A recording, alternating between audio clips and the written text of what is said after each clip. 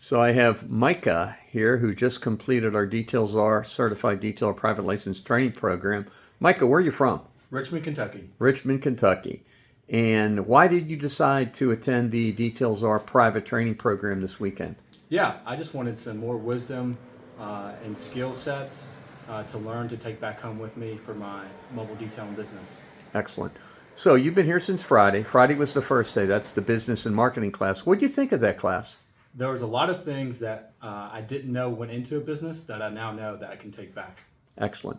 And the hands-on, yesterday, Saturday, was the exterior training day where you learned paint correction, paint polishing, ceramic coating application, because I don't think you've ever used a polisher before, have you? Yeah, it's my first time. So what'd you think? It was awesome. Chris did a great job teaching me and showing me what I needed to do, and I was able to execute that well. Excellent. Yeah, you did a fantastic job. So when are you planning on opening? I've actually already started, so I'm just going to take back what I learned this week and take it back with me and start adding new things to my detailing service. Take it to the next level. That's right. Excellent. Well, now you are Jade Ceramic Coating and Details R certified.